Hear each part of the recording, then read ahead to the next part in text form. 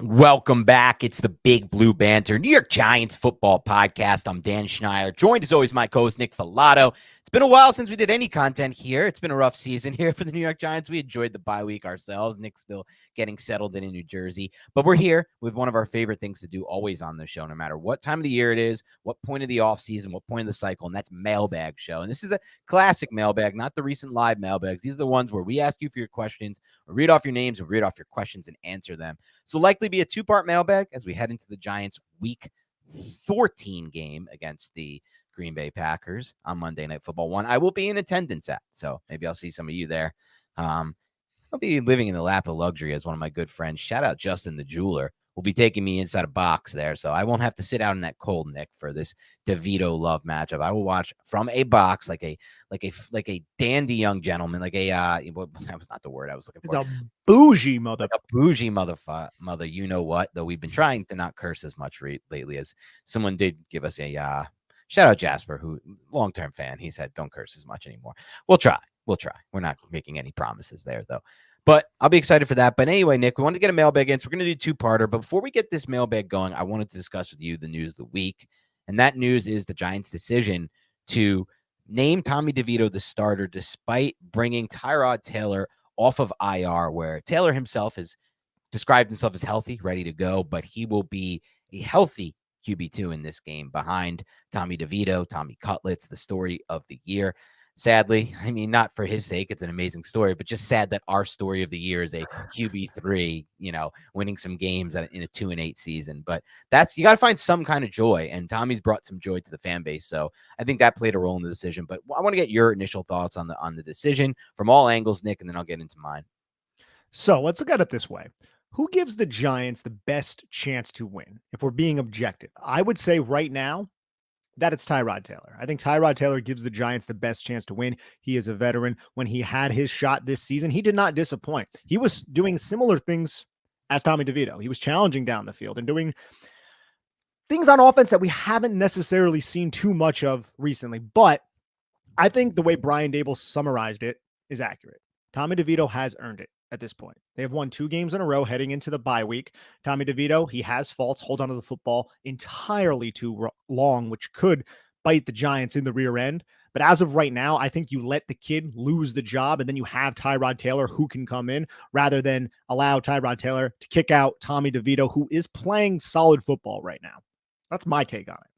I think that's a fair take. I think to start off, I think undoubtedly Tyrod Taylor gives the Giants the best chance to win right now. And I think those who might point to the stats and be like, well, look, they're pretty similar, actually. Tyrod is this, Tommy's that. They're both taking shots downfield. They're both creating explosive plays. They're both not really turning the ball over. They're both taking too many sacks. Sure, but you have to at least factor in that Tyrod Taylor played his games without Andrew Thomas. Getting Andrew Thomas back could do a world of wonders for Tyrod Taylor. I think Tyrod Taylor is a more explosive thrower. I think he has better arm talent. I think he processes 70,000 times faster than Tommy DeVito.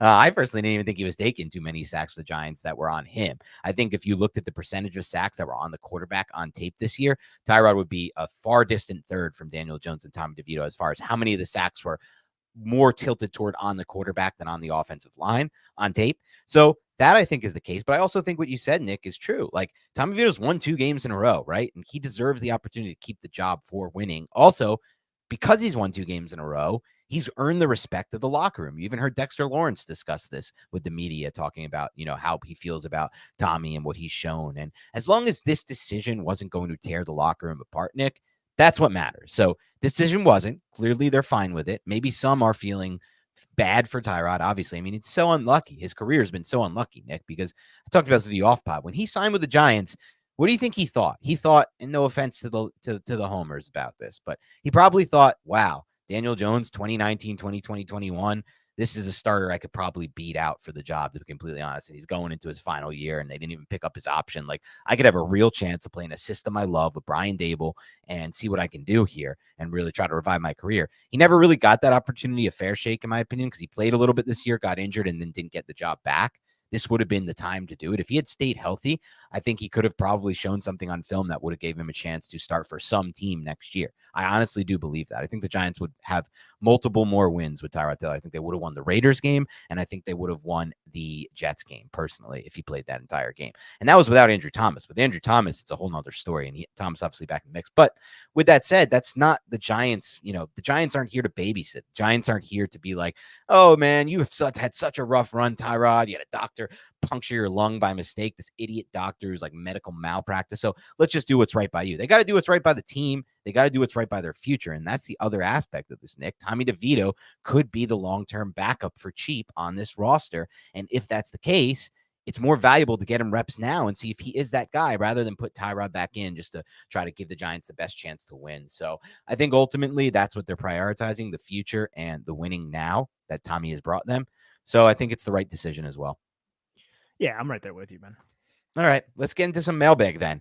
Let's start here with Matt Dubois, and it might be Matt Dubois, but I'm going to call him Matt Dubois, who says, who are the true cornerstone players on this team to build around?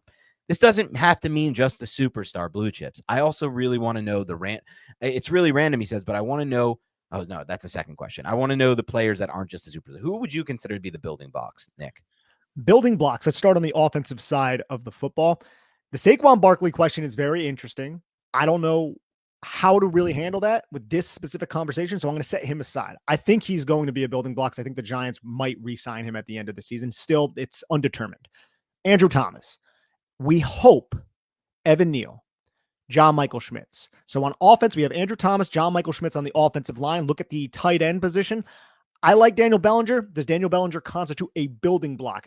I'm not sure as a second tight end, but I hope so because I think he's a very talented and very underrated tight end in the National Football League and not just for like a second-year guy. The amount of tasks that is assigned to Daniel Bellinger and how he executes those tasks, not a lot of tight ends do that, man.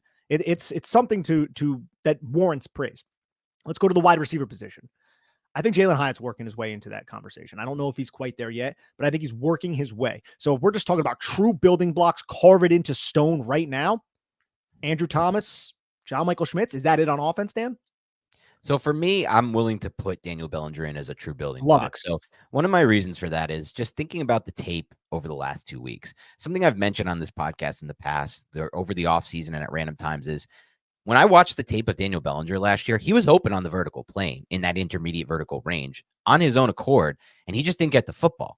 There were 2 examples of this in the past 2 weeks. The leak route where Tommy DeVito, I'll be quite honest, if he had better ball placement, a lot better ball placement, because I would say the ball placement on that throw was in the 10th percentile, probably. He had to completely stop his route, Bellinger, and turn around for the football. If he has good ball placement there, that's a touchdown. So that's 1 touchdown on the vertical plane. Then last week, the play we put on tape, or not last week, 2 weeks ago against the Patriots, where, Bellinger's wide open there. That ball's out in front of him. That's another vertical touchdown. So that's 2. That would have been 2 30-plus yard touchdowns for Daniel Bellinger. And that's how the narrative flips, just like that. Just like that. And so I do believe he can be a tight end 1. The blocking is obvious.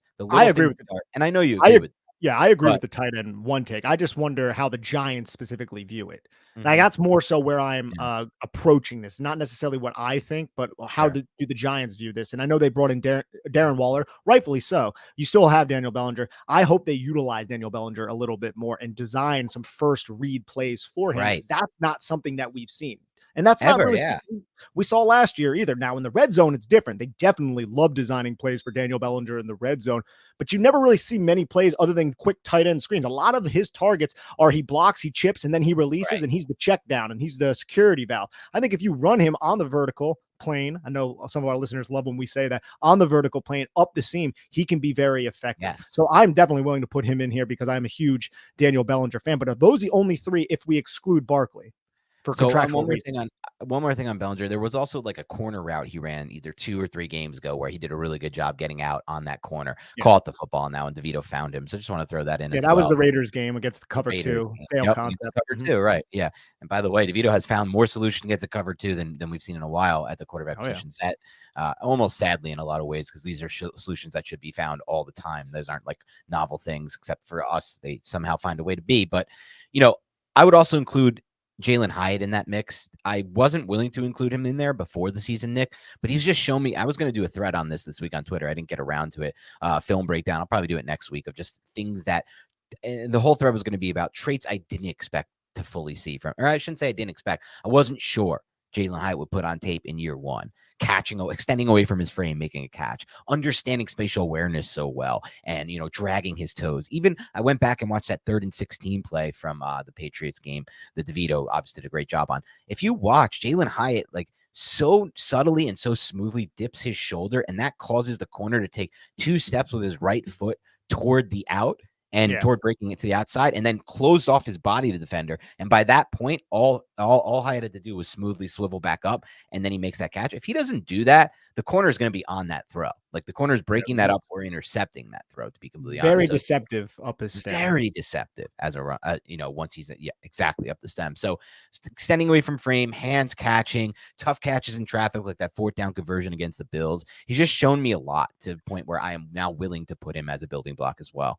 There's one more player on the offense that I think constitutes a building block, and that's Wan'Dale Robinson.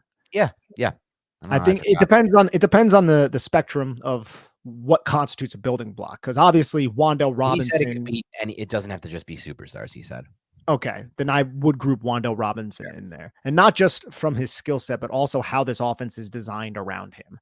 A lot of this offense is designed around Wan'Dale Robinson, whether he's the first read target or a means to basically distract the defense to open up another play. And I think he's very good at that because he's small, man. He's small, he's very quick, and he's deceptively physical as well. So I'm willing to say it's Andrew Thomas, John Michael Schmitz, Daniel Bellinger, Jalen Hyatt, Wan'Dale Robinson. Yeah. Those are the 5. Saquon Barkley too, but the contract, we're going to exclude him for that. But obviously Saquon Barkley is a huge part of this team.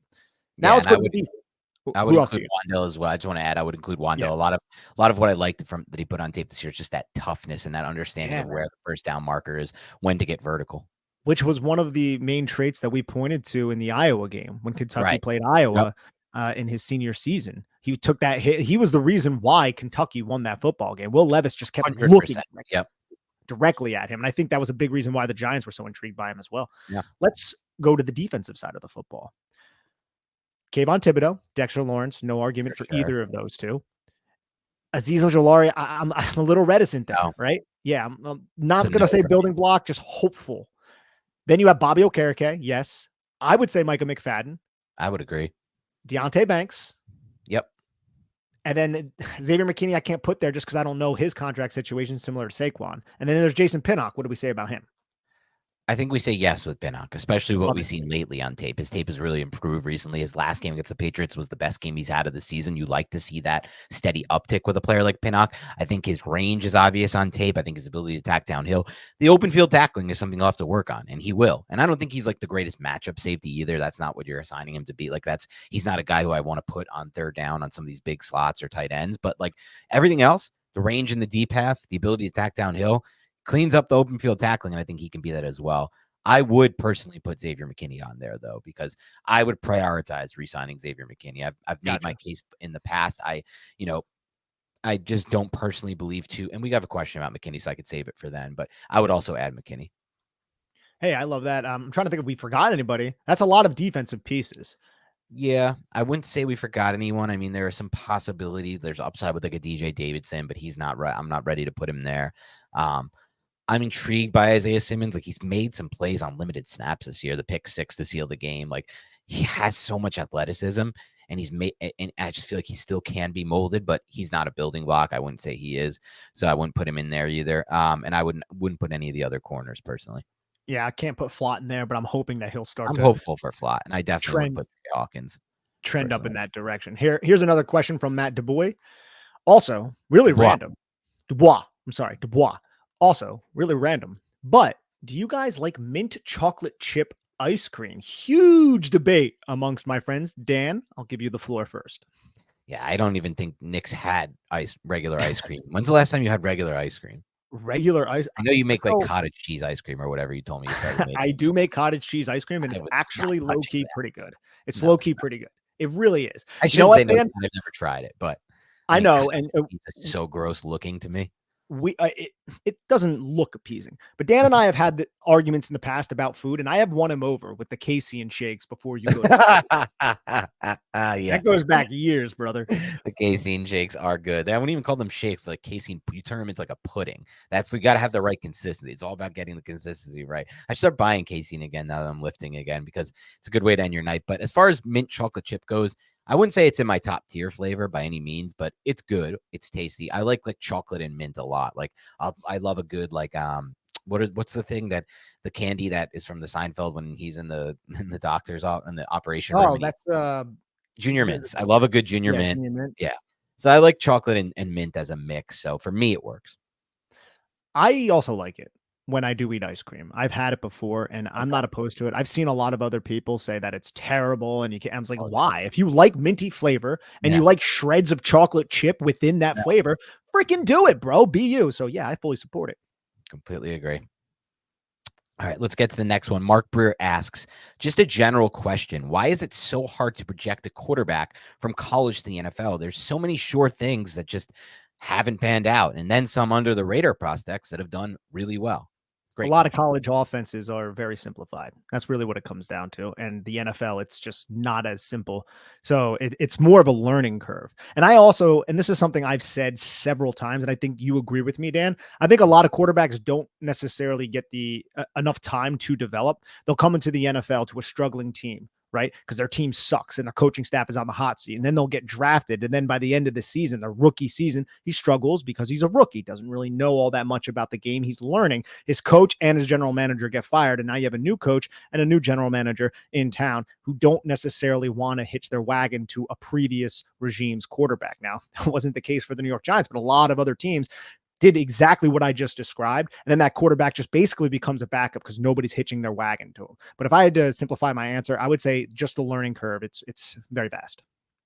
There are so many reasons. Nick pointed out a major one. To me, the biggest reason would be a different one for me, Nick, though I think that's up there. The biggest reason for me is just the difference in the rules to the game. The fact that you can, the whole hash mark side of the game. I mean, look, in college football, you line up on one of the hash marks. It changes the whole schematics of the game. You have a massive field side and you have this shorter boundary, and it's like changes everything you can do schematically as an offense. And just then you take that, and let's say you're in an offense that really utilizes or really takes advantage of these rules, which a lot of these college coaches will do. They'll wisely scheme their offense, take advantage of that exact rule. And then you go to the NFL and you're like, oh shit, oh crap, my whole basis of playing this position is on a set of rules that don't apply at all anymore. So I think that's a huge reason, just the whole rules of the college game and the hash marks. I think another reason why we can't project it is so much of this is, it's off the field. So much of it is up here in your head. And like, you could put these guys in front of a whiteboard and you could ask them to take the Wonderlic test. And nowadays they have them taking the S2 test, which is supposed to really do a good job of figuring it all out. And then it can all go to SHIT when, Bryce Young has the highest S2 test in the history of the game. And CJ Stroud has a 2 on his S2 test, one of the worst they've ever tested. And Stroud is now unbelievable and processes really well post snap, and Young is not unbelievable and is not processing really well post snap. So it's like, in the end, how much is innate? How much is natural for these quarterbacks and what they see and feel post snap and what they're able to process on a football field? That's not something Nick and I can really ever determine. I also believe the NFL is, like everything, a human business. And some humans just don't see eye to eye. They don't mesh all the time. And how some humans, say coaches, attempt to teach these quarterbacks, it just doesn't click. I mean, we talked about this with Eric Turner, how Brian Dable found a way to make it click by tailoring his install process to fit the learning process of Josh Allen. And that's just really good coaching. Not every coach does that, unfortunately. So quarterbacks aren't necessarily put into a position to be maximized, but there are a lot of reasons why quarterbacks don't work out. And I think this was a pretty good question, though. Yeah, it's a great question. And it's something that the NFL is still trying to figure out themselves. That's why they get it wrong all the time. And just going to continue that way. I think one other thing with regards to just like how it is, how can you get this thing right? How can you get it wrong? Is just investing more in the individual. And that's what these teams try to do. And that's why they have all these private visits and meetings at the combine. I just want to get to know the person which is important. Nick and I have always described it. I've always described it. I know Nick agrees as the foundation, though. Like every trait that Daniel Jones brings that Joe Shane talks about in his presser last week or 2 weeks ago when he's talked about this past offseason when he said he wanted to sign him, those traits are really important. Yes. You have to have them, in my opinion. But unfortunately, they're only a foundation. They're only the base. You have to have them plus, in my opinion. So you definitely have to be the leader in the team. You definitely have to show up to work first and last. You definitely have to have that right mindset. And you have to, get your coaches to believe in the person, your locker room to believe in the person. But after that, you need more. It's not just that. It's not enough, unfortunately, in our case. But yeah, I would say that's the main reason. Good question. Great question. Case Husk asks, Dan and Nick, can you run through each position group and let us know how you would address it this offseason? Good question. Long question. Great question. And before I do that, I actually had one more thing I wanted to note on Mark's question, Nick. I think part of the issue too is just the difference in level of play. So, for example, Michael Penix and Jaden Daniels, two of the quarterback prospects entering this draft, both of those players have an absurd amount of talent around them at the wide receiver position. And a lot of these 50-50 balls that we see completed from those two quarterbacks are just simply not going to be available to them on any team they join, unless they're lucky enough to join the Miami Dolphins and Tua gets hurt or traded, for example. Like if you don't have, there's only two teams probably in the NFL that have such a massive wide receiver to defensive back difference right there, right? Like what edge, right? Like, but at the collegiate level, you could be facing Missouri's a good team this week. One of these like crappy SEC teams this year, if you're in LSU's case, and they've also got like 3 injuries in the secondary, and now there's just such an edge. Or in Washington's case, you're facing another Pac-12 team, and they have injuries in their secondary, or just guys that just are never playing in the NFL. Accountants, as Nick likes to call them.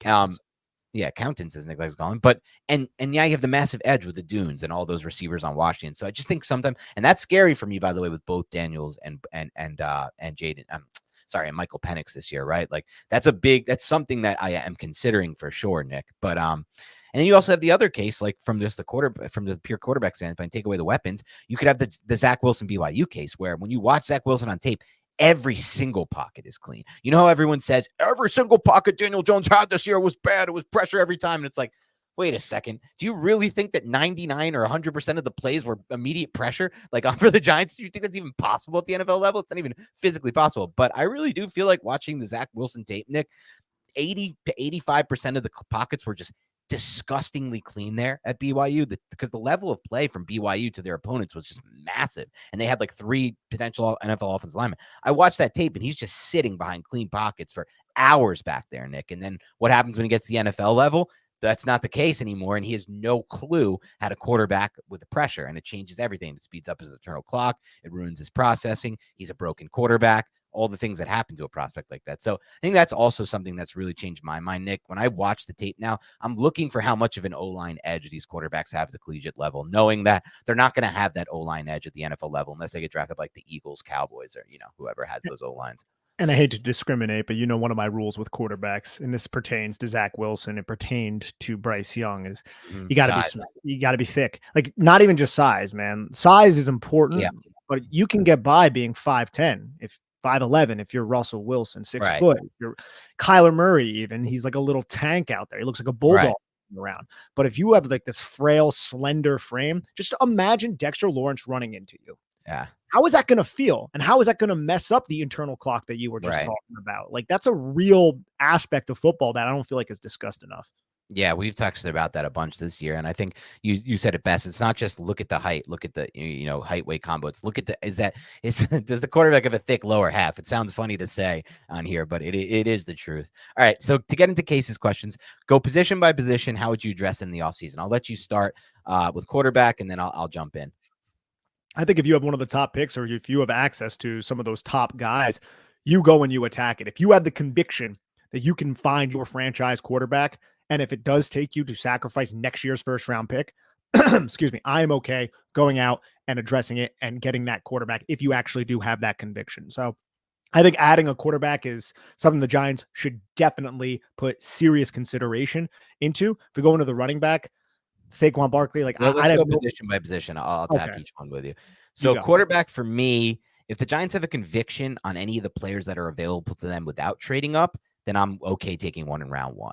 And that conviction to me means No, I don't think this guy can be a franchise quarterback in the sense of can he grind us to the Tannehill Cousins days. I mean a conviction that this guy could be, if molded correctly by the coach, a top 5 quarterback in the NFL, the elite difference maker types. I never felt like Daniel Jones had that profile at all. I know you agreed with that, Nick, based on his collegiate tape and his traits.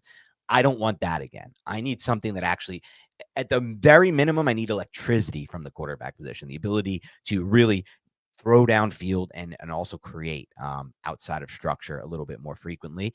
So if that's not the case and that's not available in round 1, now it gets me to my next point, Nick, which is, do you trade up all those assets if you see a Drake May or a Caleb Williams as one of those guys? That's where it gets trickier for me. On one hand, Nick, I completely agree with you. I'm willing to do it. Why is that the case? Because I'm well aware that despite what people say on Twitter, every draft class is not alike. You can't just say, I won't take a QB now, I'll take one next year. One, you don't know if Giants are in position to lose enough games to take one next year. Two, what if you get hit with another Kenny Pickett class, right? These classes are abundant. There are going to be Kenny Pickett type classes now and again, more than you think, where the best option is Kenny Pickett, which is horrific and has no upside whatsoever and is going to take you in a bad direction. And in that case, you're worse off even drafting that. So you can't just look at it like every draft class is the same. That's not how this thing works. There's like 8 to 10 people on earth who can play the quarterback position at a high enough level to make you a consistent Super Bowl contender. And they're not just going to come every draft class. They're going to come a few and far in between. So that makes me more willing to trade up assets, Nick. I just hate the position the Giants are in, where like You could have just lost a couple of it's these. not even that. That hindsight thing is obviously what I hate because I think about that stuff, but I just mean more the sense that like they're really not in a roster position to be giving up all these assets. And yes, I love quarterback and I know how important it is, but like I also know how bad the depth is on this team, how poorly some of these picks have worked out over the years. Baker, Tony, Aziz, if he busts, like guys that just like are not getting we're not getting any kind of massive contributions from right now. Absolutely. But if the Giants can find some of these positional coaches that more than likely won't be here next year, some of those positional coaches who are coming in, if they can extract the value of some of these draft picks, Evan Neal, Marcus McKethan, Josh Azudu, if I'm just naming, one specific position group. True. Not so tacitly. But if that happens, then the Giants can hit on those guys and those guys can start to develop, start to scratch the potential that they have. And now your roster and your depth looks so much better. And that's a hope that I feel like a lot of Giant fans have. I just hate relying on hope because we've relied on hope for the better half of a decade. And what have we gotten? We got new guts. Yeah, we got nothing from it. But the final piece for me would be looking at what Brian Daboll has done this year with Tommy DeVito. Looking what he did last year with Daniel Jones, a quarterback who I felt like was broken before Brian Daboll. Looking what he did with Tyrod Taylor for those 2 games. I mean, you saw it on tape. They opened up the offense in different ways. I do feel more comfortable in if they don't have a conviction on round 1 guys, or they don't feel like they have enough to trade up, or the people don't want to trade back who have those picks with Drake May and Caleb, to take a shot in round 2 on a Jalen Hurts type, to take a shot in round 3 on whatever you can find there. Because I've seen what he can do with DeVito. What can he do with someone with a little bit more arm talent? What can he do with someone with a little bit more experience, a little bit more success, with a little bit better pocket presence? With a little bit better mobility and creativity and playmaking. So because of what we have in Daboll, if he is here next year, and I think he will be, I am more intrigued than usual in taking a 2nd round or 3rd round quarterback and being like, yeah, this guy's not supposed to be that amazing, but this guy found a way to generate some explosive plays with Tommy DeVito. He generated explosive plays with Tyrod Taylor. He generated a not explosive, but efficient offense with Daniel Jones in 2022, eliminated the turnovers. Daniel Jones was last in the NFL in interception percentage, I believe. So he's found ways to like generate a lot out of quarterback. So it just has me more intrigued than usual with those like 2nd, 3rd round types that I'm typically not thrilled about. But in this case with Daboll, I might be more inclined to enjoy it. I think that's an excellent point and one that we will be discussing over the next 6 months. And I'm excited to do that. Let's move on to the running back position. Look, I think how do we handle this? Are we going to say that Saquon Barkley is going to be extended? Because we have to kind of cover this both ways. Let's just do what you would do, Nick. What I would do. Let's do this whole question is all like, let's see what the question says. If you guys were the GM, can you run through how you would address it this offseason? He says, if you guys were the GM. Well, he says GM Nick and Dan. I didn't. Okay, that's not in the notes, but regardless, I screwed that up. I think this is interesting. So I would look to bring back Saquon Barkley. I think on a small 2-year deal, something fair, but it also depends on the value. Like I'm not looking to give him Christian McCaffrey type money. And I haven't gone through Jonathan Taylor's contract, how that affects the Giants moving forward. So I don't have that knowledge on me right now, but I think I'm more open to bringing back Saquon Barkley than I thought I would be at the beginning of the season. So I'll put that out there. So I will investigate that. Saquon. Resign Saquon. I'll investigate resigning Saquon. If the money doesn't work out, I would just look to do what we always said and what I'm also okay with, and invest in a day 3 pick like we did last year in Eric Gray, and then have them battle it out. And you have a committee with Eric Gray and whoever else you decide to bring in if you want to sign a veteran running back. But ideally, man, I'm not someone who likes to pay running backs, but I'm kind of leaning in that direction to where I'm much more open to it right now. So I think that's how I would handle it, but I would still take another kick at the can. I don't know what the Giants feel about Eric Gray. I don't know how to feel about Eric Gray because we haven't really seen him. And when we do see him, it's him out of position as a punt returner because the Giants didn't have any contingency plans for that position. Yeah, it's fair. I would say I'm more open to re-signing Barkley than I've ever been in my life as a Giants fan since they drafted him in 2018, literally since the day they drafted him in 2018 when I was like, franchise tag, then that's it for him, for his career. Like, I don't want to pay this position ever, running back. But the reason I'm more open to it is twofold. One, I believe now, which I didn't believe before this season, obviously, that there's a very good chance that Daniel Jones' contract will be off the books in 2025. And I'm way more open to paying running back and allocating that salary cap space, whatever you have. Salary cap space is salary cap is a pie. You give up a percentage to each position. Well, if you don't have to allocate $47 million to quarterback, then I'm more willing to allocate 13 or 14 to running back because I know I'm going to have a quarterback on a rookie deal making 8 or 9 million against the cap. In which case, what do I need the cap space for? During that period, not much, in my opinion, because you can always defer the cap. You can push it back. Look what the Eagles do. Look what the Saints do, yada, yada, yada. The second reason, the twofold reason is, Nick, that I just as I get older in this business, man, I just don't believe in the cap as much anymore. I think it can hurt you at times, I guess, dude, but it's not really that big of a deal. It's very soft. It's called referred to as a hard cap, and it feels like a very soft cap. I look at a Jalen Hurts contract, and I'm like, how is this even legal in the NFL, the way they structured that contract? It doesn't even make sense. The Saints, I covered them in 2012 when they were 70 million over the cap. They've been deferring that since. It's 2024, 12 years later. They're going to be 100 million over the cap, I read, but does it matter when they've been 70 million and just keeps getting deferred?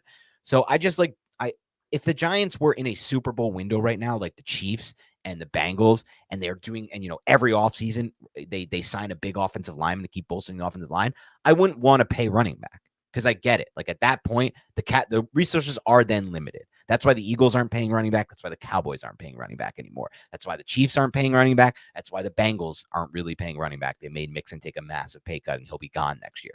Once you get to that point, you need to make sure you have all your cap space for offensive line and for defensive line additions. That's really what it comes down to. If you look at those teams, they're just adding in the trenches at this point every offseason. They're making big splashes in the trenches.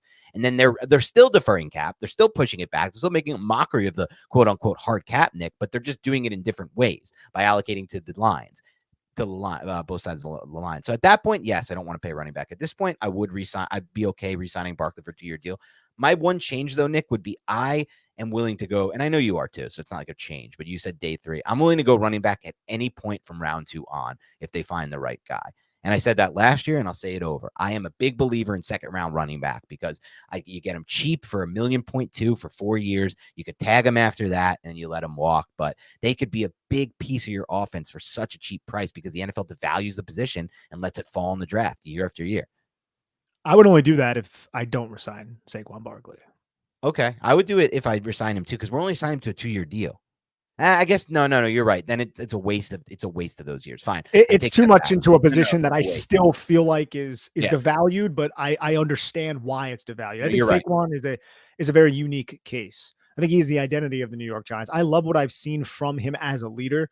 And I always knew he was an incredible leader, but this year has been nothing but ass. Like Jabril Pepper said, the Patriots are ass. The Giants are just as ass as the Patriots, maybe a little less ass as the Patriots. And Saquon is still that leader, and he's saying all the right things, and he's putting the team on his back. And he has this undrafted rookie quarterback who he's propping up. I like to see all of those things. And I knew that was within Saquon Barkley, but I think he will be more amenable to a contract maybe similar to a Jonathan Taylor. And maybe he's not looking for that that Christian McCaffrey, I think he wants to be a New York Giant. That's why I'm more open to it. And I'm not saying like the Giants have to re-sign him, but I'm just so much more open to it than I was in the past. But we're taking a long time on this question, so let's try to go a little we'll bit rapid fire the rest of it. Yeah.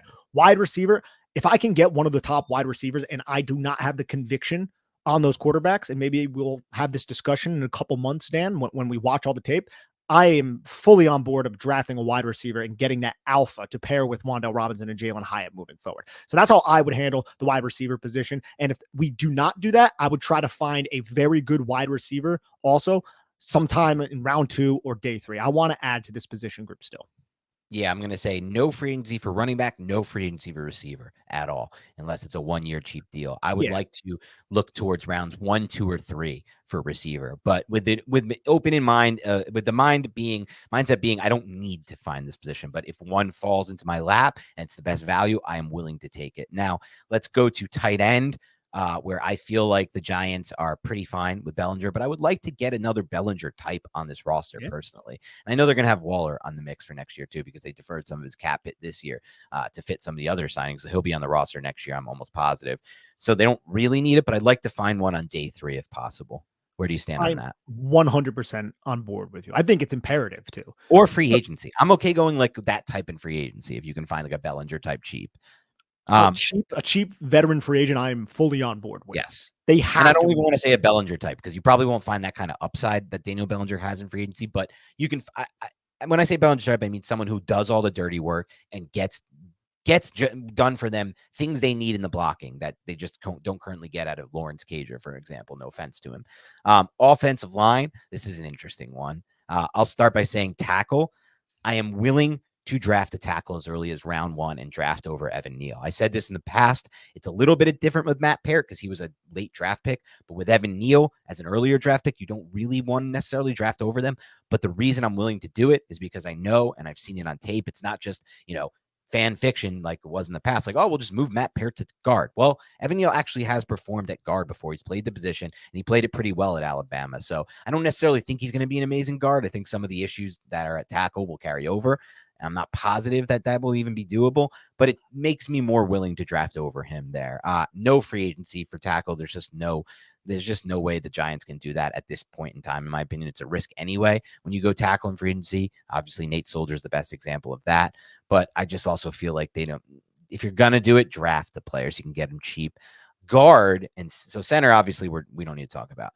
Guard, that's where it gets really interesting, Nick, because this is like the one position where I'd be willing to take a major splash signing. And I don't mean the Mark Lewinsky types. I mean like the big one. The Giants are reported on the first day of free agency. They came to this big contract, 4 or 5 years, not 80 million, whatever it would be for this great guard. That's probably too much. For whatever it would be for this great guard, 50, 60 million, whatever it costs.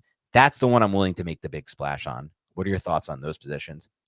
I'm right there with you with tackle. If the Giants like somebody in round 1, I'm not opposed to adding them. I would definitely explore it. And then you have especially if the guy can play guard as well, because then you can have a actual battle in camp between Evan Neal and that player. And then that other player can slide over and it helps solidify the entirety of your offensive line, especially if we don't see Evan Neal from now until then. That's another big aspect of this because we don't know how to evaluate Evan Neal. And I don't know if we could just be so certain that he's going to be the tackle moving forward. So if the right guy is there, I think you could pull the trigger, even if it is round 1 as I guess depressing as that is. And then with guard, I'm straight away right up with you as well. Now I would add other positions on the defensive side of the ball and make a big splash there. And we could talk about that maybe here in a little bit, but on the offensive side of the ball, I would be completely willing to sign like a Brandon Sheriff, who is not going to be available, but a player of that ilk at the guard position and have him actually be that like foundational piece next to John Michael Schmitz and Andrew Thomas. I think you have to invest in the offensive line. It's something we've been talking about for, I feel like my entire life. Somehow this offensive line still sucks.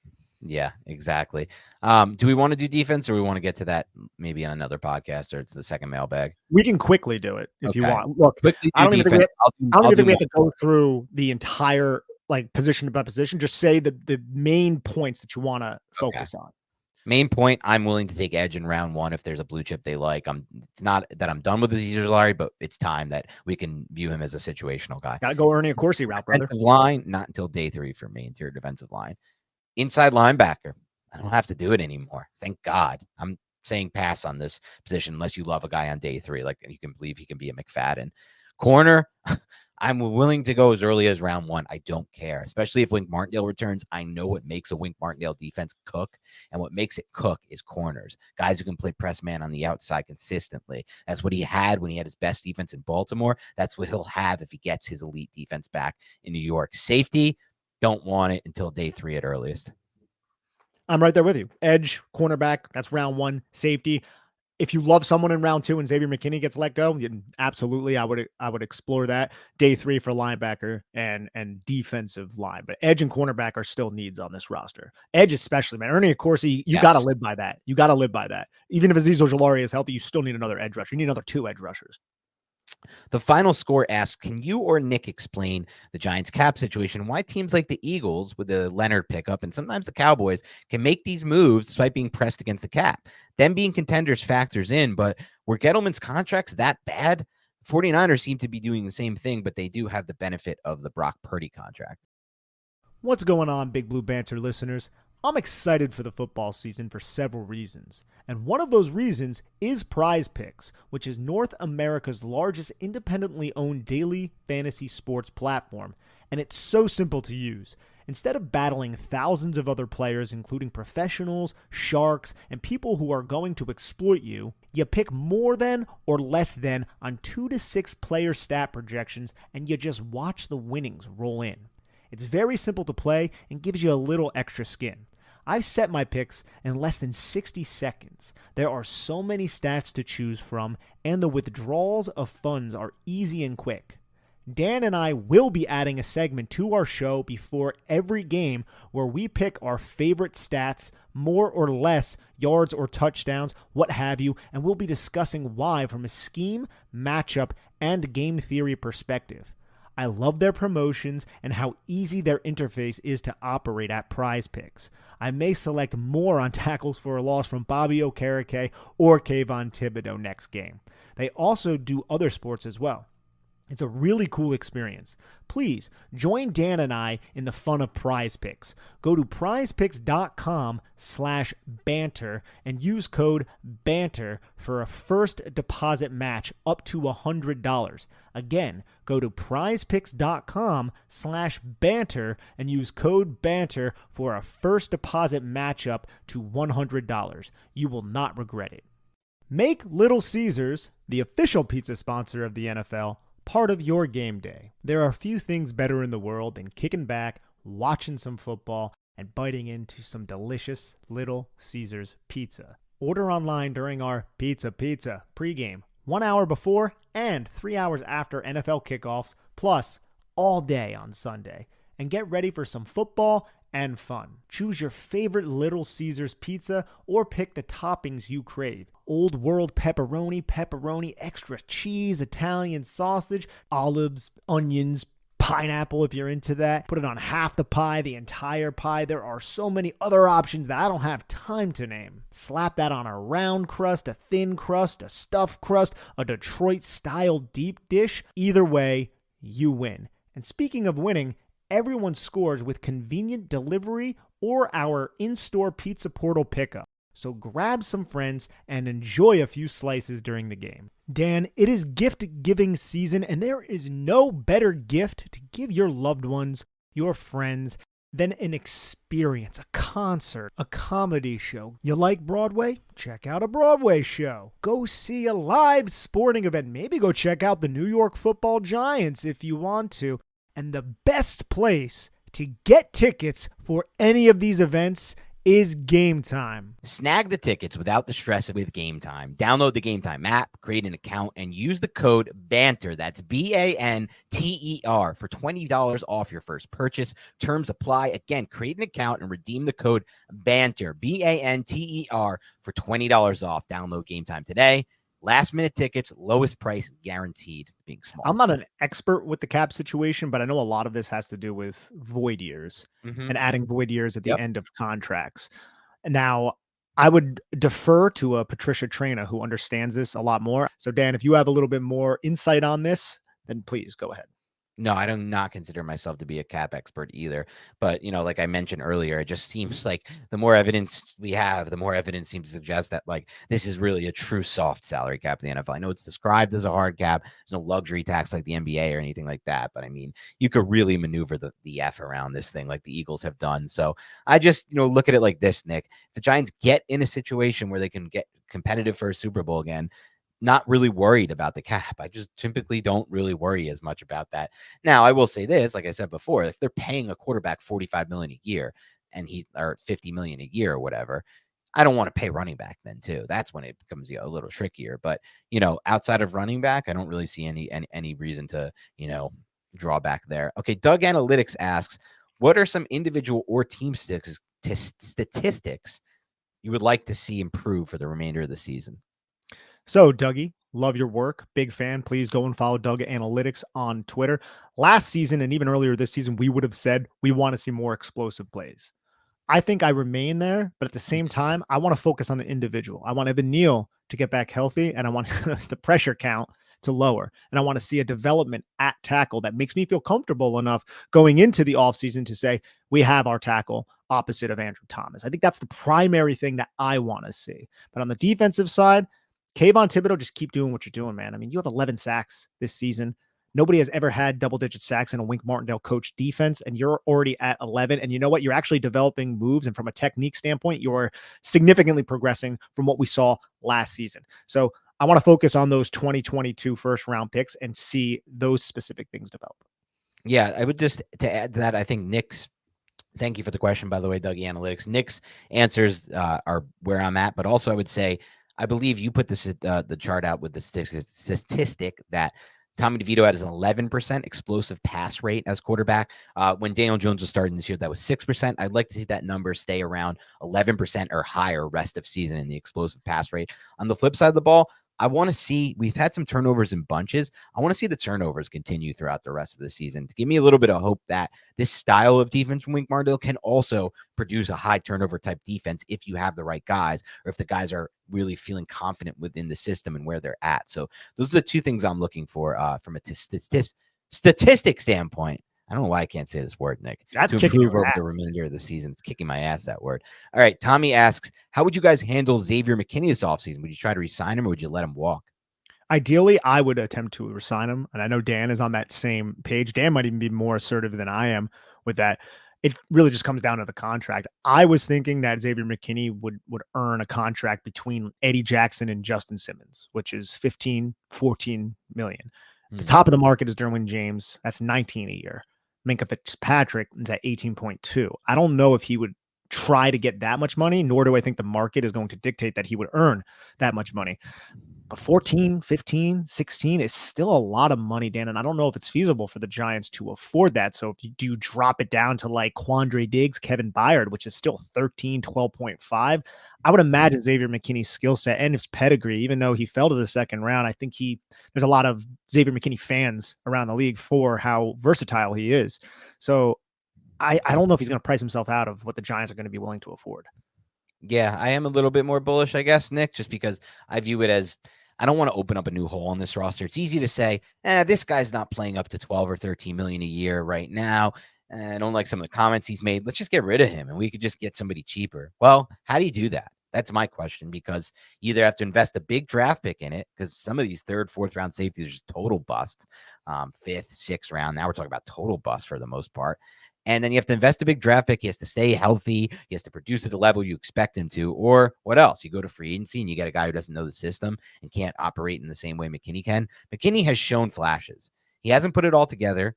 I think part of that is this isn't the best fit defensively for him. I think they're also finding different ways to make this a better fit for him, like the interception he made in his last game, his best game of the season.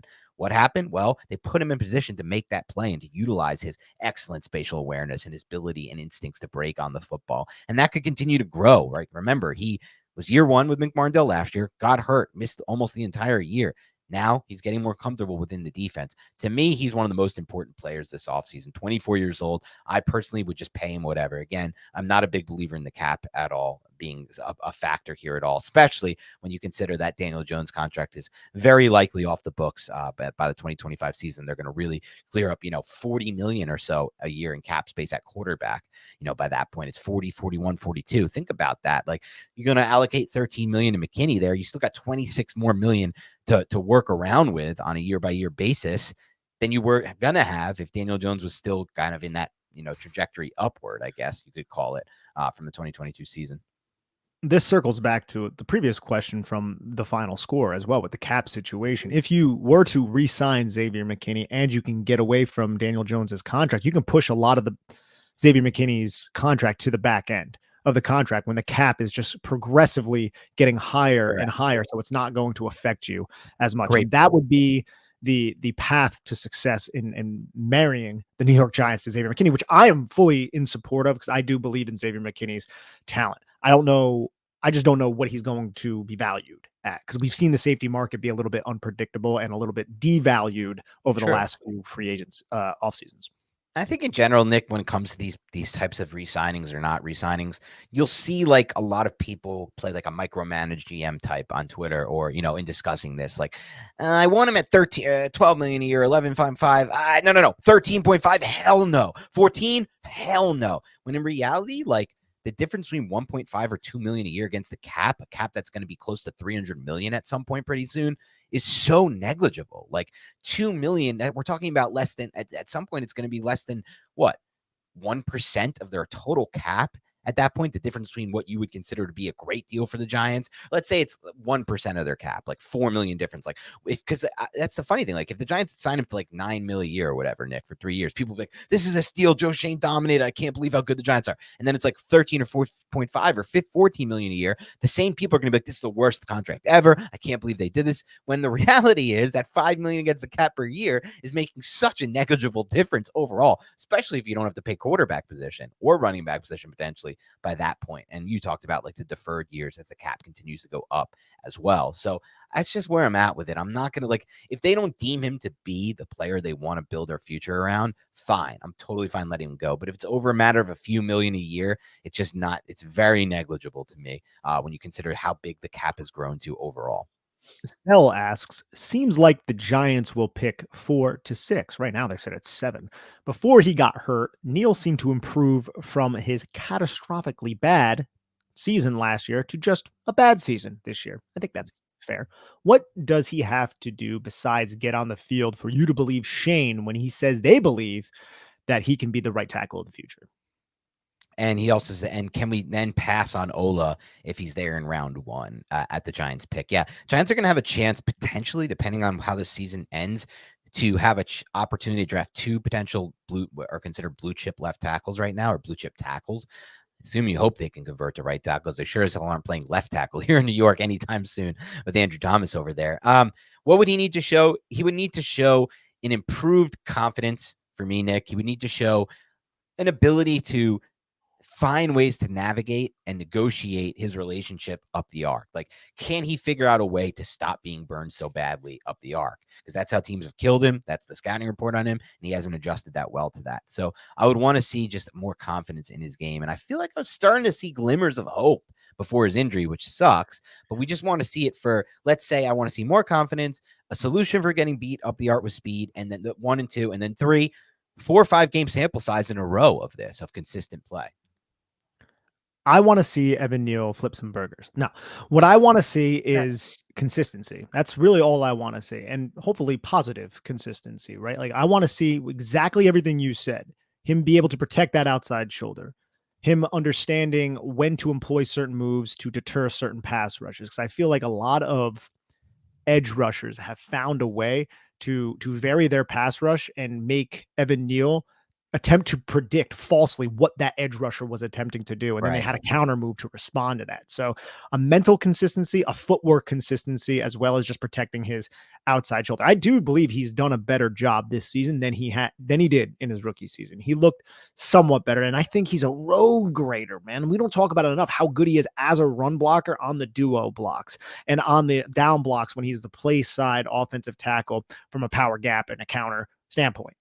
So I would just, everything needs to improve from a pass blocking standpoint. That's really, I just want to see consistency on that end. I just don't know if we're going to see it this season, unfortunately. Yeah. All right. The next question, P. Combs asks, would you like to see T. Higgins he has two questions. The first is, would you like to see T. Higgins on the Giants next year? I'd like to see T. Higgins on the Giants next year. Yeah. What is it going to cost? It's going to cost a lot of money. And I don't know if the Giants have that money, because as much as the cap is somewhat of a soft cap, it still constrains teams. That's why teams aren't just spending at will, right? So I don't know. Well, T. Higgins, is he going to be like the highest paid wide receiver who is leaving a team and going to another team that's entered free agency? And who would that be? Like, who is the highest paid wide receiver who went into free agency? Because a lot of the wide receivers who have moved have all been traded, right? So I'm wondering who that would be and how much money are we talking about? Because it all is going to come down to price. I believe in T. Higgins, if that's what you're asking, of course. For me, the answer is no, Pete Holmes, and I'll tell you why. The first part, when Nick said, whoever signs T. Higgins is going to make him basically the highest paid receiver in NFL history, I feel like, which is crazy to think about, but it's just how it goes. Like, look at the Christian Kirk contract from a couple free agencies ago. That was demand. These contracts are demand based. When you hit free agency as a wide receiver, you're getting insane contract because teams are desperate. They don't have their own. They can't, find another way to get this player, and they feel like he could be the missing piece. So the only player I'd be willing to do, and let's say it's not the highest of all time, but it's in that top 5 range, I'm still a no. I don't want T. Higgins in the top 5 range. And I'll be honest with you, Nick, if you said Brandon Ayuk, the answer is probably yes for me. I don't really believe as much as others do in T. Higgins. Even when those rumors started happening, Nick, it's just not for me. Like, if I put T. Higgins on the Giants right now, dude, with Daniel Jones and Tommy DeVito as the quarterbacks, I always do that. With Jones and DeVito, I don't really think much is changing. Like, I don't feel like that moves the needle for me at all. And I'm not even so certain Brandon Ayuk is. That's how important I think quarterback is. But I have a better feeling with Brandon Ayuk and a talented quarterback than I do T. Higgins, because I don't love T. Higgins personally. I think he's good with Joe Burrow. I think he's big receiver. He's got great body control. Don't really think he has much speed. He's been injured a whole lot, man. That's the problem. Kind of feels a little bit like, and this one's going to be weird because I never have these takes, Nick.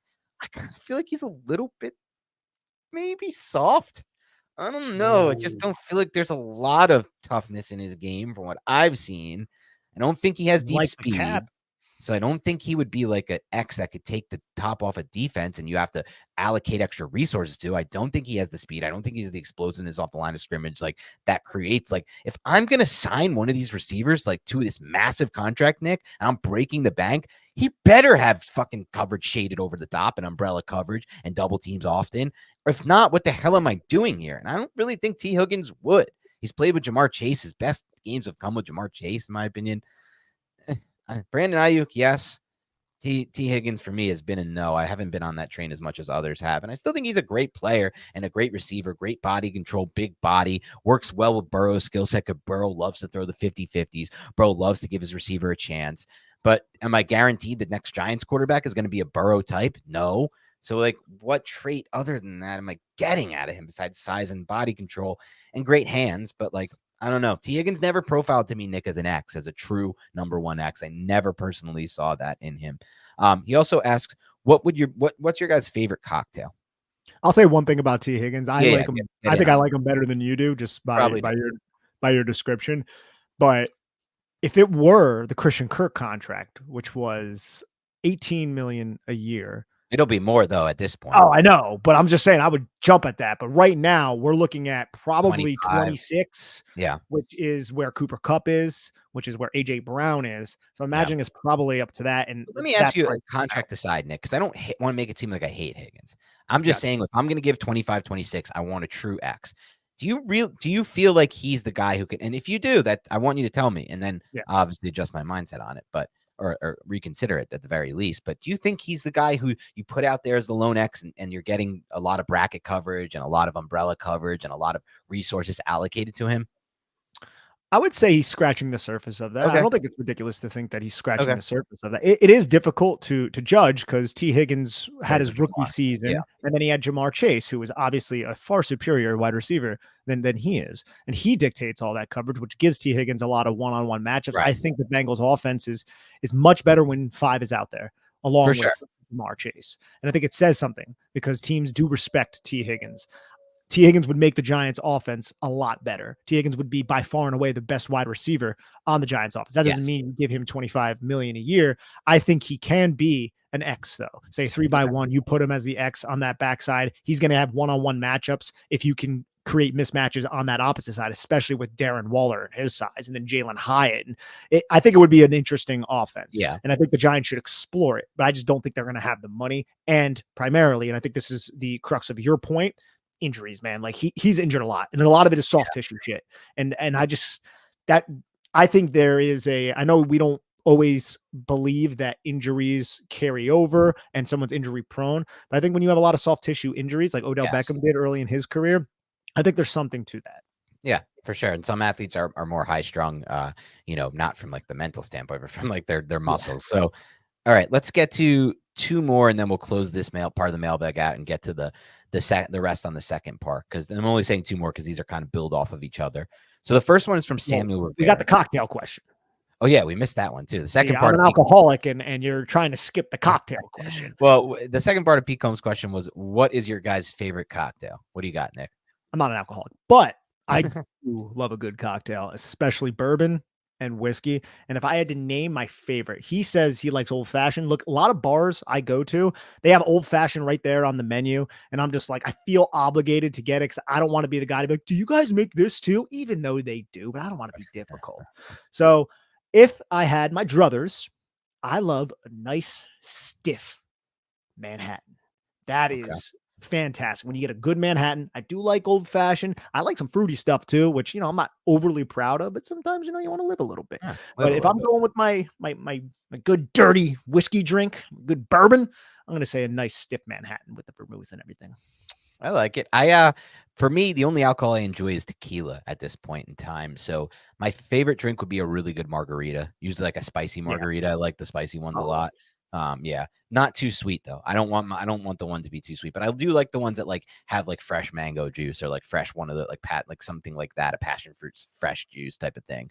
So it will even want to add a little fruitiness, but I also generally speaking, like at weddings, we'll just do tequila soda the entire time with just soda water because that's one of the cleanest drinks you can do at a wedding. It's just clear, best chance of not waking up with a devastating hangover. So really the main reason I moved to tequila was at first it was that. The second was just I like the taste now a lot better. You strike me as a hangover guy. I get horrible hangovers, dude. Horrible hangovers. It sucks. And that's why I don't drink as much anymore. It's literally the reason why. I have friends, Dan, who go out and they'll drink until like I would die if I drank like they did. And they wake up and they go to work and they're fine the next day. Yeah, you want to know what you call those people? Alcoholics. I know. I know. It's called alcoholism. Nick. But they're completely functioning alcoholics. Those people. Dude. It's honestly their bodies are used to the poison. Our bodies are not used to the poison. Yeah. Should I be like impressed? Should I be concerned? There's just like such a conflict. 20-year-old Nick could be impressed. 30-year-old Nick in his 30s probably shouldn't be as impressed with that. But to each his own. I escape. Everybody has to find their escape in life after work and when they're on their free time. I escape with other substances.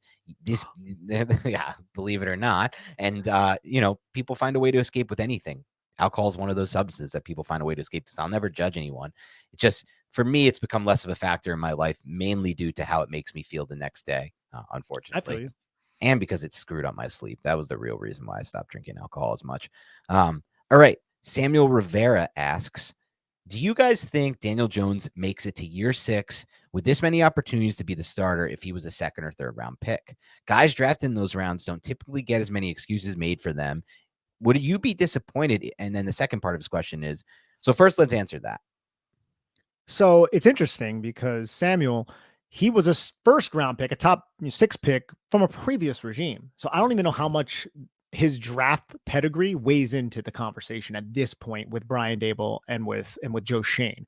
I think he proved himself from all of the character traits he has and the work ethic and all of those things, doing all the right things, saying all the. I think the Giants love that, and he's a good athlete, and they could leverage his athleticism. That's why he's earned a second contract. That and obviously the success that the Giants experienced last season. So I'm going to push back a little bit on that premise, although I think it's definitely worth a conversation. I would say, Nick, you nailed it. As far as the decision that Brian Dable and Joe Shane made to re-sign Daniel Jones, I think that's independent of where he was drafted. But I do think that before they got here, Nick, Jones wouldn't have still been even on the roster, maybe if he was a second or third round pick and played the way he did for that 3-year stretch from 2019 to 2021. So that's kind of where it stops for me. It's like, once they got here and saw what they saw, I don't think they were like, oh, he's a first round pick, we can re-sign him. At that point, they're just going based on other factors. But before that, I think he would have already been out if he was a second or third round pick.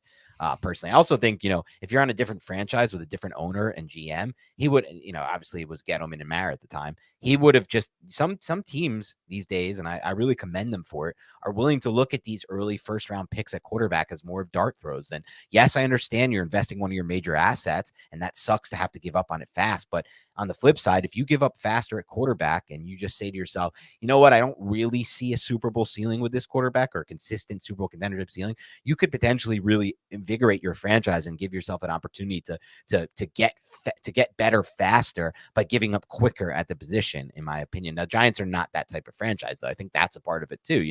John Mara wanted to do everything in his power to make it work. John Mara's even said, multiple times, I believe we are the reason we failed Daniel Jones. Now, I don't completely agree with that. I think it's a very unfair statement, to be completely honest, based on the tape. Yeah. But it's the statement they're willing to make. They think that the entire fault of why Daniel Jones has, struggled all outside of one season, and even in that season wasn't really able to pass the ball with any kind of consistency, is because of the Giants. I think his situation sucks, and they haven't given him a good situation. But I also think it's like a causation equals correlation type of situation, or correlation doesn't equal causation, whatever that's called type of situation, Nick. It's like, we don't know, yes, the Giants have failed Daniel Jones in the sense that they didn't give him a good supporting cast, but that doesn't mean it's correlated completely to why he hasn't been successful. That's where the disconnect happens, that middle ground period where it's like, is it just because the Giants didn't give him a good supporting cast, or is it also because he was never really potentially that guy who could be a consistent top 5 quarterback on his own and or with a solid supporting cast? Yeah, that argument fails to recognize Daniel Jones and all the variables that go within his skill set, right? Like, that argument fails to recognize. It takes it all out. It takes all that. It takes all that out, and it just goes to the situation. And I don't think that's the best way to analyze the situation. Yeah, it doesn't seem like that would ever make any logical sense to me. But obviously, some people disagree with that, and that's fine. Would you be, and Samuel also asked, would you be disappointed if we go into next year with Daniel Jones as the quarterback 1? And he also says, how could we not be as fans if that's the case?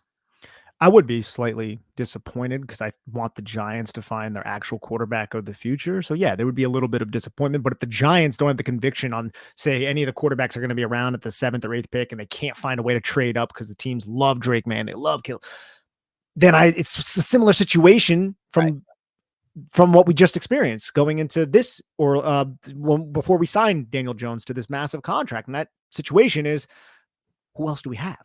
Right. So, I mean, he's under contract. You got to cut him and eat the dead cap, or you going to give it to Tommy DeVito? No, I don't think they can even cut him, by the way, next year, Nick. Yeah, no, they can't. Yeah. So, yeah, I'd be slightly disappointed, but I would understand that it's just the reality that the Giants put themselves in, man. Yeah, I think to answer your question, I would be slightly disappointed for sure, obviously. And I would say more so, it would just be harder for me to find upside in the 2024 season, to be completely frank. And now I don't think that means Daniel Jones can't go into next season as QB1, ready for training camp, ready to go and grind the Giants to another 9 or 10 win season with no actual Super Bowl hopes. I think he has that upside in him still.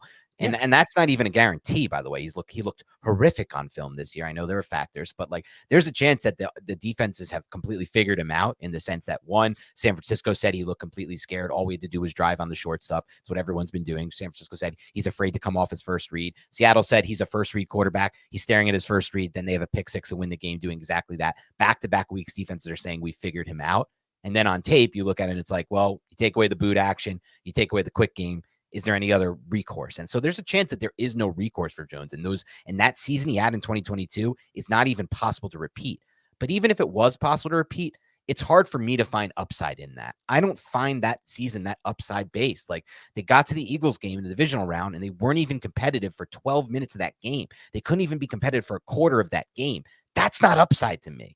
I don't want that. I'm sick and tired of that. I've gone with that. I'm done with that.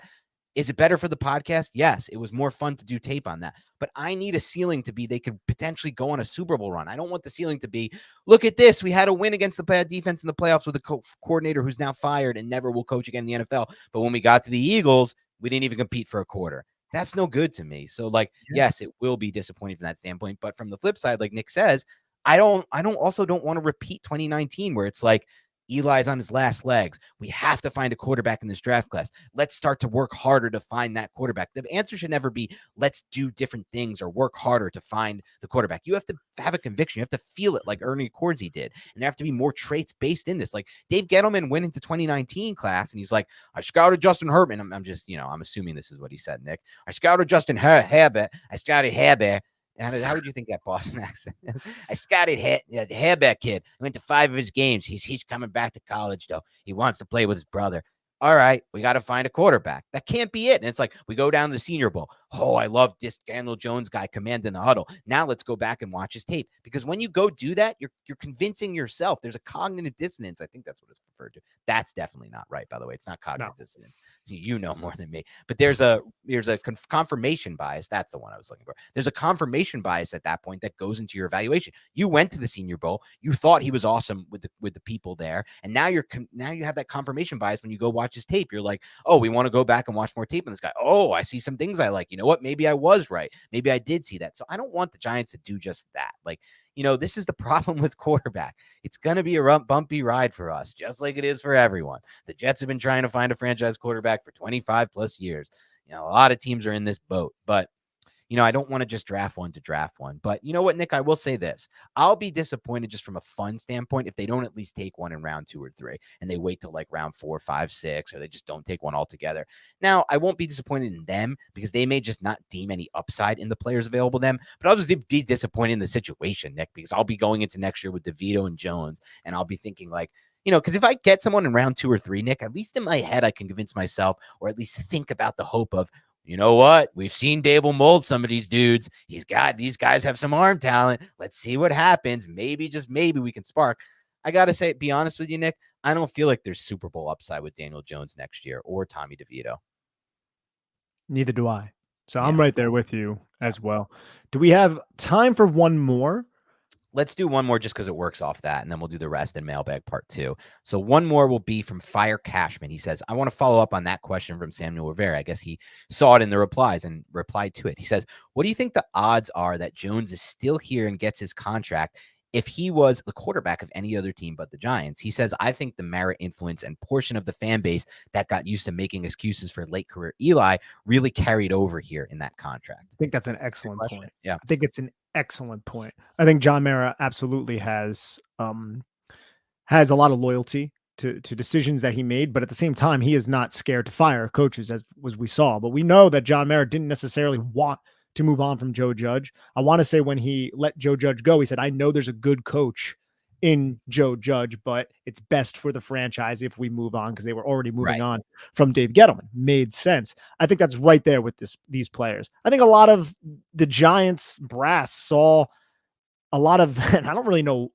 exactly why from a film standpoint, Eli Manning and Daniel Jones.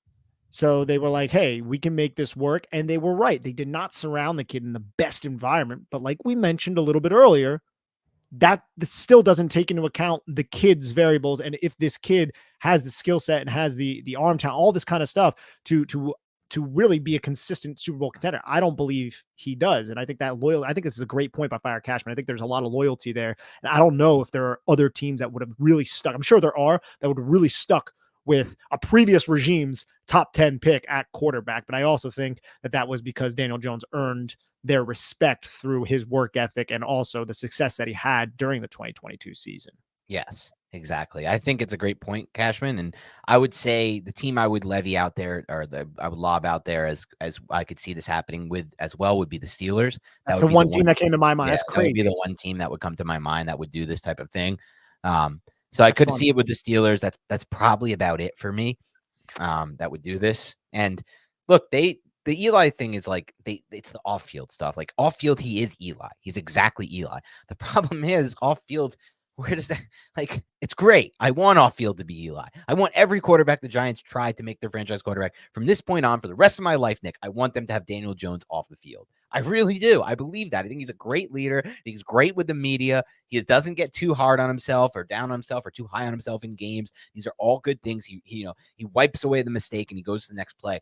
But like that's all off the field. I need on the field too. And on the field, outside of running, I don't know what Daniel Jones gives you at this point. I don't find his deep ball to be what other fans claim it is. And they use some dumb PFF stat from last year where it's like Daniel Jones was PFF's graded #1 deep ball passer. It's like he was also 30th in attempts on the year, and they were dead last in explosive plays. So yeah, the few times they did it, it happened. But you watch the tape and the ball is it doesn't really have much drive on the deep ball. Touches, I guess, pretty good, but it never seems to hit the receiver in stride over his outside shoulder. It does, but it does on like a 10 to 15% basis. Receivers seem to slow down a lot. I rewatched a lot of Hyatt this year. I was going to do a thread on him. The Arizona throw, he has to slow down for that. It's just a lot of that. The two throws that people blamed on the receivers in the Miami game, the Waller one and the other one, kind of like not great throws if we're going to be honest. The short throws with Jones are just horrific at this point. The 1 to 5 yard ball placement is just bad. The ball placement on the horizontal plane, again, I watched a little bit of Hyatt, Nick. The Dallas play, the catch he made or the drop he had in the second quarter of the Dallas game. Do you remember that play? He was crossing on the horizontal play week 1 against Dallas. Yeah. Hyatt. That ball is completely behind him, dude. Like it's a horrific throw on the crosser. He just can't seem to get those ones down. Outside of the deep dig, the 12 to 15 yard range deep dig, I don't really know a throw he makes that I find really, really good. Some are okay. So, and then, the pocket presence, the pocket manipulation, the escaping of pockets, the internal clock, all things have regressed this year. I just don't really know at this point on the field outside of running what Jones gives you that gives you an edge over even just a DeVito or a Taylor type. Which is insane to say because one's making a lot more money. And for those who disagreed, like, let me know. Like, I want to have this debate with you. Like, what does he do on the field? And take away the running, like from a throwing standpoint or from, you can pick up certain types of routes that you like that he throws and really give me good evidence to suggest why, I might be off on this. Cause I know a lot of people disagree on this, but and it has to be like really good. Like it has to be an clear upgrade over the Taylors of DeVitos as far as that. And the dig is one area he definitely throws better than Taylor. He definitely throws better than DeVito. He drives that throw. He layers it over the second and third, over the second level, between the third level. It's Jones's best throw by far. But even then, Dan, you only see it once every 4, 5. Like it's not something that we consistently see. No. And that's my issue. Like people will point to 1 or 2 throws in the past and see he did it here. It's like this guy's been the starting quarterback for the New York Giants for 5 years. What are we talking about here? Right. I think I saw a stat the other day that CJ Stroud had 54. This was 2 weeks ago. CJ had 54 20-plus yard passes this year. Daniel Jones had 40 in his 5 years. I mean, that's just an absurd comparison there, and it's just frustrating to even look at for me. But yeah, we'll end it there. Unfortunately, on a little bit of a downer note. Look, those questions were not tailored toward optimism, I don't think, or positivity, but it is what it is at this point. The Giants, it's impossible, in my opinion, for them to not be watching this film and making their declarations based on that at this point. And they'll tell you things in the media, but we'll find out what their real plan is this offseason. But thank you so much for tuning into Big Blue Banter Podcast, Mailbag Part 1. We got to some questions. We still have so many more questions to get to. This was obviously always going to be, I was looking at the questions beforehand, Nick, the longer version, just because there were a lot of long open-ended type questions. Next one maybe will be some that we get through a little bit faster, but we will get all your questions answered though. We're doing a rapid fire part 2. That's what it's going to be. It's going to be rapid fire, so tune in. There's going to be a lot more content. But you'll get your question answered for sure. We'll definitely answer the question. It's going to be in rapid fire format. All right, thanks so much. Have a great rest of your week, and we'll talk to you soon.